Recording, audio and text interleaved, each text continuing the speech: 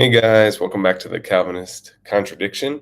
Just wanted to say happy 4th of July to all you guys in America out there. Uh, we're not in America, but we still celebrate independence and, man's freedom. We believe in that. We believe that man is free to choose as they want. And we love how America celebrates that. And living in a country where that has not been the case for over 10 years, we really appreciate it. Also, want to give a shout out to everybody who has commented in the comment section. We really appreciate your comments. We really appreciate your conversation. And so we just wanted to say thank you. And quickly, we just wanted to ask you guys to like if you like this content, to share if you like this content with others, and to pray about supporting us since we're a crowd-funded ministry overseas in Asia Minor. We're over here telling people about the love of God. We are really excited to celebrate for people giving their life to the Lord, which they will be baptized on Sunday. It should be amazing. And so we appreciate your prayers for them as they grow in their faith.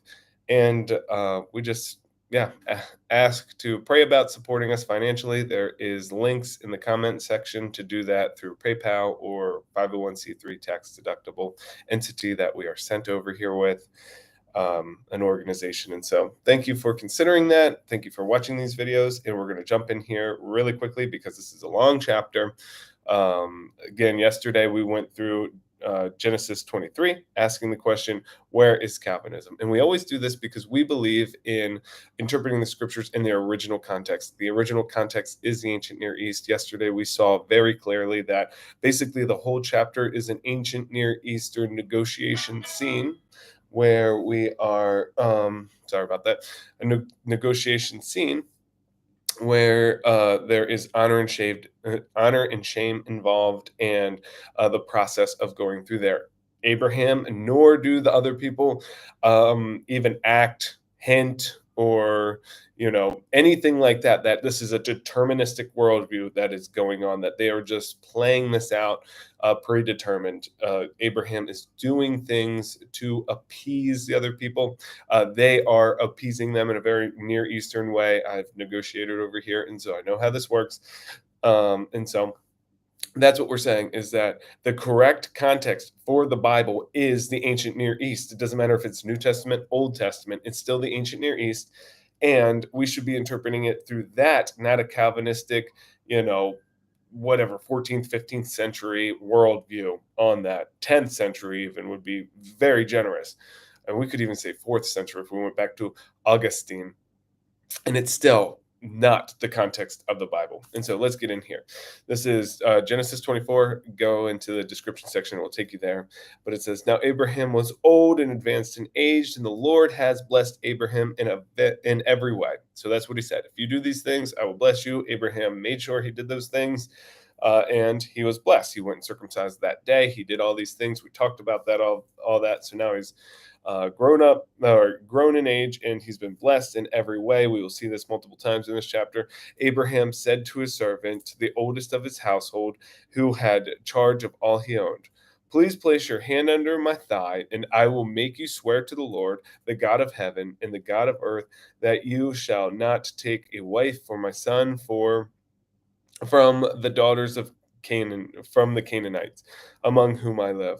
But you will go to my country and to my relatives and take a wife from my son Isaac.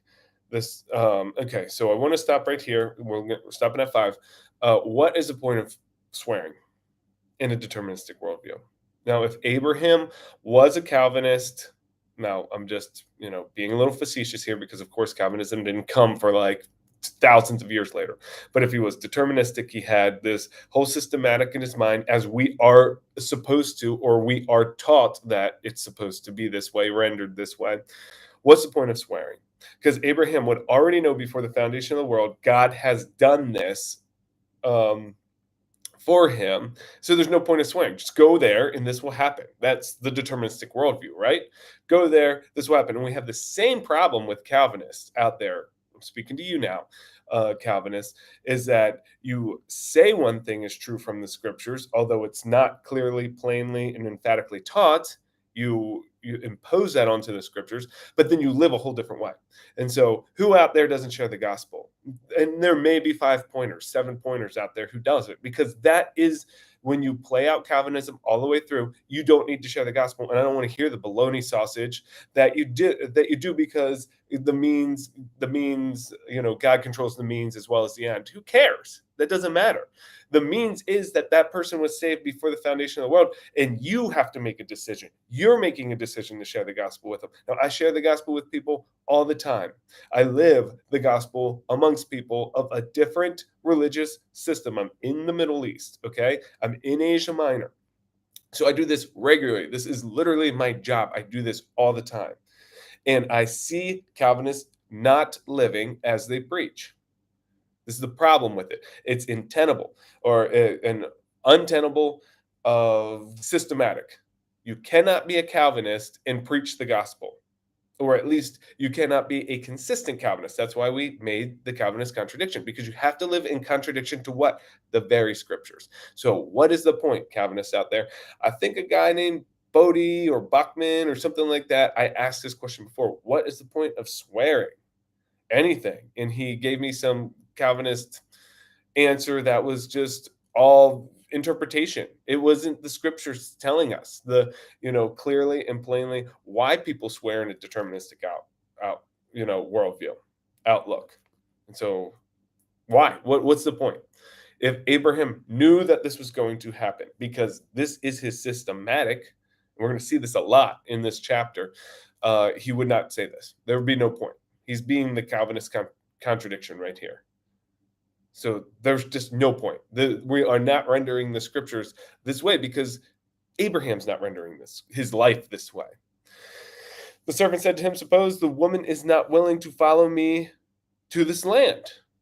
So the servant's not thinking this way, that, okay, I'm going to go there and it's going to happen. What happens if she doesn't want to, is what he's saying.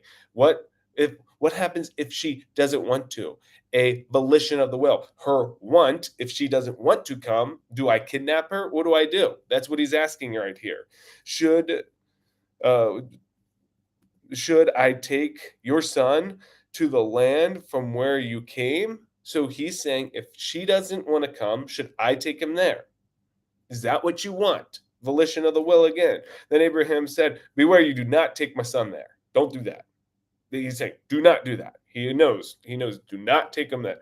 The Lord, the God of heaven, who took me from my father's house and from the land of my birth, and whom spoke to me, and who swore to me, saying, to you and your descendants I will give this land. So he's like, don't take them out of this land, okay? That's me breaking in. He will send his angel before you and will take a wife for my son from there. So he's saying, before the foundation of the world, it was determined. That's Abraham's answer, right? No, the angel again. This angel is important. The angel is what? Is Jesus. His angel, the angel of the Lord, is the Lord in anthropomorphic form, and he's going to go before you, and he's going to make this happen. Not determined before the foundation of the world. He is not saying anything like this. But the woman is not willing. But if the woman is not willing to follow, then you will be free from my oath. Only do not take my son back there. So again, he is not thinking deterministically. Before the foundation of the world, my son's wife is over there and she's coming back. So forget about your what if. He doesn't say that. You see, Calvinists, when you go and stick it in there, that word right here, this point did not need to be in here at all. They didn't need to write that part, but they did, to communicate theology. I don't know how many times I have to say this in this channel, that these words were placed there to communicate theology, not what is not there. And then, 1,500 years later, we come up with some gobbledygook that we read back into the scriptures. That's not it. It's clearly and plainly here. If she doesn't want to come, you're released from this oath. So the servant placed his hands under the thigh of Abraham, his master, and swore to him concerning this matter. What's the point of that if it's determined before the foundation of the world? Then the servant took 10 camels from the camels of his master and set out on with a variety of good things in his master of his master in his hand, and he arose and went to Mesopotamia to the city of Nahor, and made the camels kneel down outside the city of the well water at evening time, the time when women go out to draw water. And he said, okay, so he's about to pray here. I just wanted to say that. What's the point? If he's determinist, he is a determinist, and he's like, this is going to happen no matter what. What's the point of praying? Again, Calvinist, why do you pray? What does praying do for you? What can praying do for you? Who are you? Oh, robot. Oh, whoops, you don't like that. Oh, puppet. Oh, wait, you don't like that. Oh, clay. Who are you to pray, to ask anything? Another weird bedmate with Calvinism in Islam. Can't do that in Islam. You can't pray. Who are you? Oh, small man. God is far from you. He set the world in motion, and he doesn't care what you think. That's literally what Islam is about. Can't ask questions. You can't do anything like that because they live out their systematic, unlike Calvinists. So he said, O Lord, the God of my master Abraham, please grant me success today and show loving kindness to my master Abraham. He's not thinking that this is just granted to him before the foundation of the world here. Behold, I am standing by the spring, and the daughters of the men of this city are coming out to draw water. Now, may it be that the girl to whom I say, please let down your jar that I may drink, and who answers, drink, and I will water your camels also, may she be the one whom you have appointed for your servant Isaac. And by this I will know that you have shown loving kindness to my master. And so, again, deterministic worldview. What would be the point of him saying this? He would just do it. He would just go there. There is no point. Now, I know you Calvinists are used to doing things without a point, or at least suspending the logical conclusion of what the systematic brings to be able to, live in your systematic. What is the point here? And watch what happens. Now, before he had finished speaking, behold, Rebekah, who was born of Bethuel, the son of Malach, the wife of Abram's brother Nahor, came out with her jar on her shoulders. The girl was very beautiful, a virgin, and no man had relations with her. And she went down to the spring and filled her jar and came up. And then the servant ran to meet her and said, please let me drink a little water from your jar. And she drank. And she said, drink, my lord. And she quickly lowered the jar to her hand, and she gave him a drink. Now, when she had finished giving him a drink, she said, I will also draw for your camels until they have finished drinking. So she quickly emptied her jar into the trough and ran back to the well to draw, and she drew for all the camels. Meanwhile, the man was gazing at her in silence to know whether the Lord had made his journey successful or not. So he's still wondering exactly what happened, and he's still sitting there like, is this from the Lord? Is this it? Not, oh, determined before the foundation of the world. I never needed to speak those words. I spoke them anyway. Determined. Is that how we're supposed to render this? No. God is answering his prayer, right? That's what happened. So what we can walk away with this, and he's going to do this later. He's going to show, because he's going to tell the people, God answered my prayer. He prayed, God answered. Calvinist prays, and then what? God can't answer. Why? How could he answer? It's been determined before the foundation of the world. What could you pray, oh man, that would change his determinations from the foundation of the world? Who are you? See, that's the logical conclusion of the systematic. But when the girl came and finished drinking, the man took a gold ring, weighed a half a shekel, and 2 bracelets for her wrists, weighing 10 shekels of gold. And she said, and said, whose daughter are you? Please tell me, is there room for us to lodge in your father's house? And she said to him, I am the daughter of Bethuel, the son of Malka, whom she bore to Nahor. Again, she said to him, we have plenty of both straw and feed and room to lodge in. Then the man bowed low and worshiped the Lord. He said, blessed be the Lord of my master Abraham, who has not forsaken his loving kindness and his truth towards my master. As for me, the Lord has guided me in the way to the house of my master's brothers. There it is.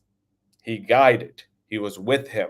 He was working with him. He responded. Not he controlled me meticulously before the foundation of the world to do all this stuff. He said it's just clear right there. It is clear right there. Now you can render it in a Calvinistic worldview, but you're changing the scriptures. Then the girl ran and told her mother's household about these things. And Rebekah had a brother whose name was Laban. And Laban ran outside to the man at the spring, and he saw the ring and the bracelets on his sister's wrist. And when he heard of the words of Rebekah, his sister, saying, "This is what the man said to me," he went to the man, and behold, he was standing by the camels at the spring. And he said, "Come in, blessed of the Lord. Why do you stand outside, since I have prepared the house in the place of the camels?" Okay, so just real quick, Lord is in capital is capital here. So he's not just saying Lord like my Lord, he's saying blessed of the Lord.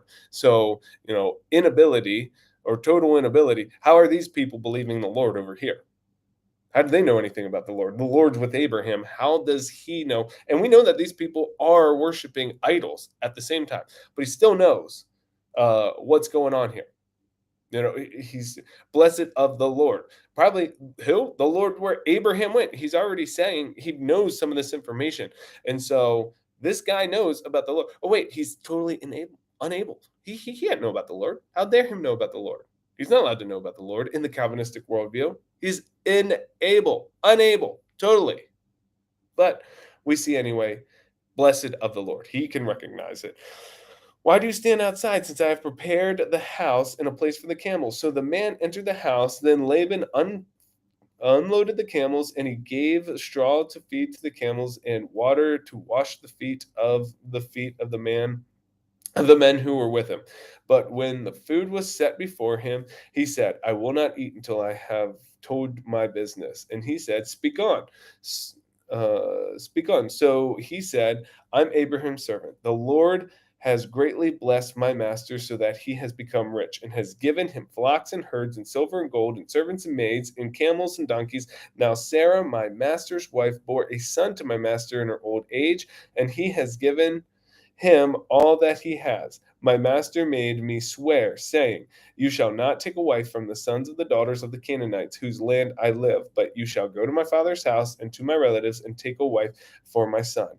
And I said to my master, 'Suppose the woman does not follow me.' And he said, 'The Lord before whom I walk will send his angel with you and make your journey successful, and you will take a wife for my son and my relatives and for my father's house. Then you will be free from the oath when you come to my relatives, and if they do not give her to you, you will be free from the oath.'" So exactly what happens, how he said this would happen, how he's not deterministically thinking that this is automatically going to happen before the foundation of the world, which is the Calvinistic rendering.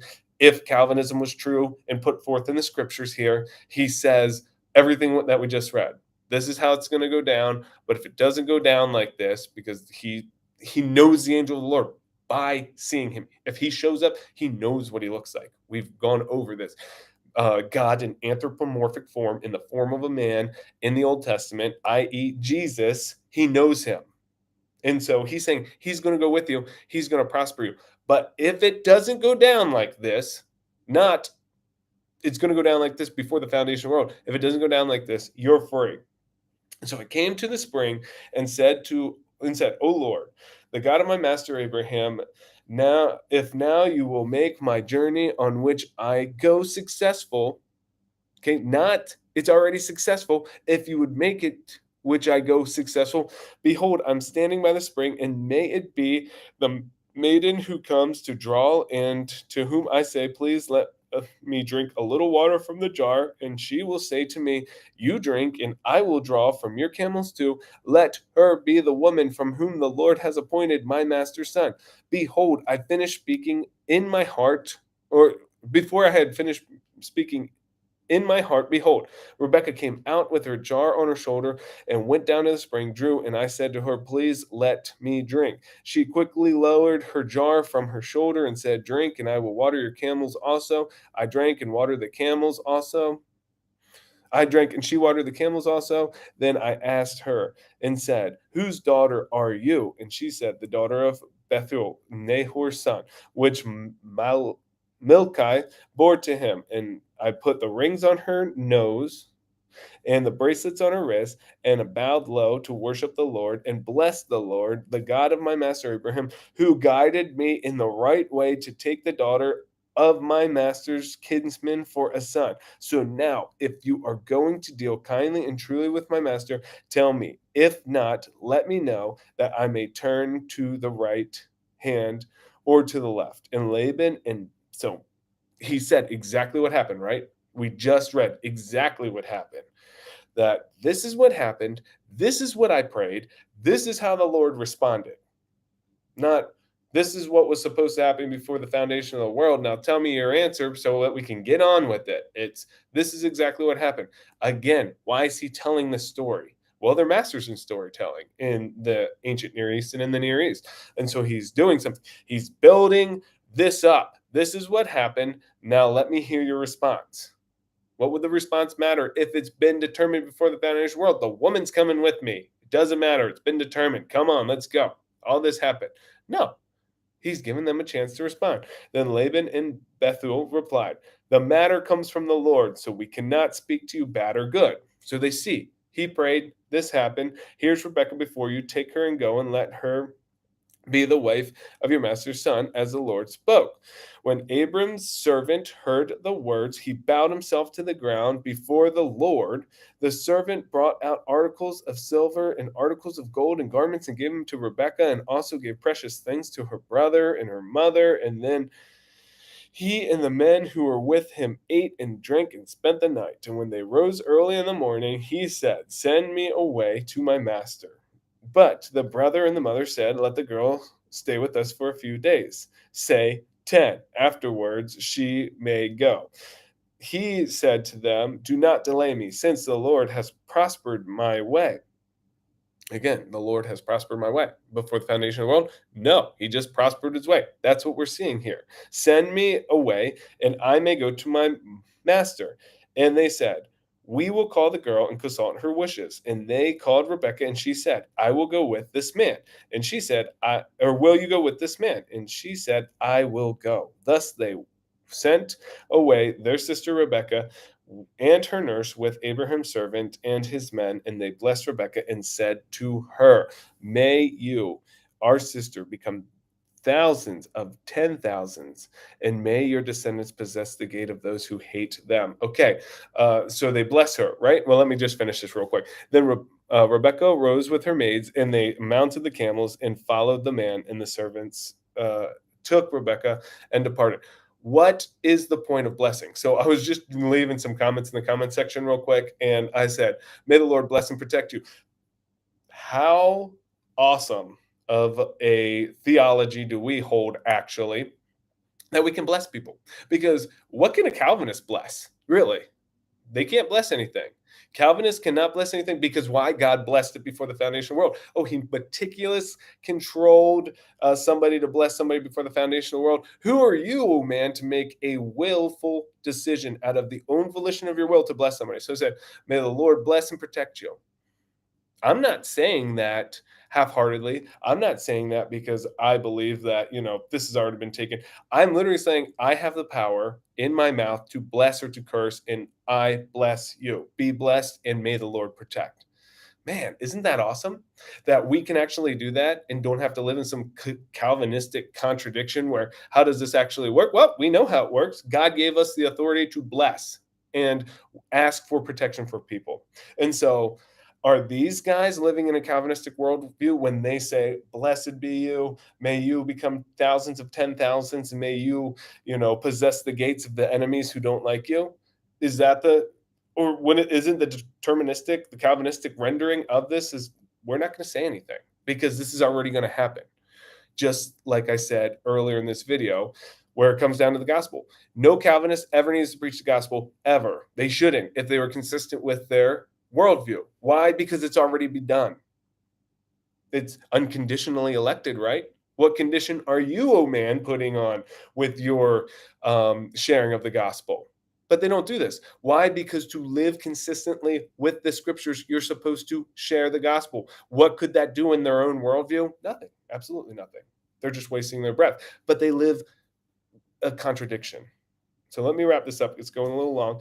Now, Isaac had come from going to Beer La Rion, for he was living in the Negev. Isaac went out to meditate in the field towards evening, and he lifted up his eyes and looked. Behold, camels were coming. Rebekah lifted up her eyes, and when she saw Isaac, she dismounted from the camels, and she said to the servant, "Who is the man walking in the field to meet us?" And the servant said, "He is my master." And she took her veil and covered herself. Then the servant told Isaac all the things that he had done, and Isaac brought her into his mother's Sarah's tent, and he took Rebekah, and she became his wife, and he loved her. Thus Isaac was comforted from his mother's death.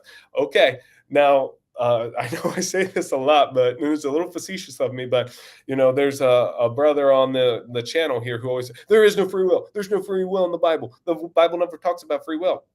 The Bible talks about free will all the time. We just talked about if she doesn't want to come with me, what do I do? Kidnap her, gag her, and kidnap her and bring her with us. That's the Calvinistic rendering.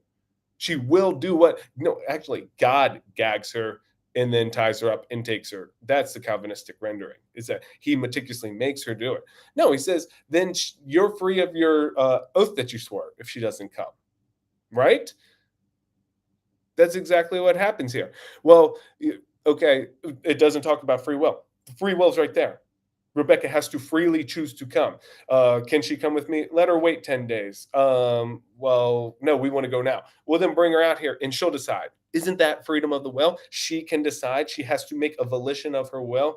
Well, you know what else I always say is sex isn't in the Bible. Where does it talk about sex in the Bible? Right here. He takes her into his mom's house where he's comforted at, and he has sex with her, and they become a couple. That's exactly what happens here. Took Rebecca, and she became his wife. And we talk about this a lot. There's euphemisms. Laying down, that's a euphemism. Touching feet, that's a euphemism of having sex. Hey, Chris, let's see what you said here. Yep, preaching the sorcerer of free will. You think you have some superpower. You think a human can actually choose. Oh, I'm glad I'm reading this. Choose to believe in God. Just crazy. Might as well walk around dressed up like Superman. Yeah, my friend. So this is what we're talking about. Yeah, I know. They always say this. We see this on the thing all the time. And he says, "I'm sorry. Let me read this for everybody. I'm kidding. I'm actually doing a show against Calvinism Saturday on open mic." Oh, that's awesome, dude. You should totally do that. There is, a lot of content there.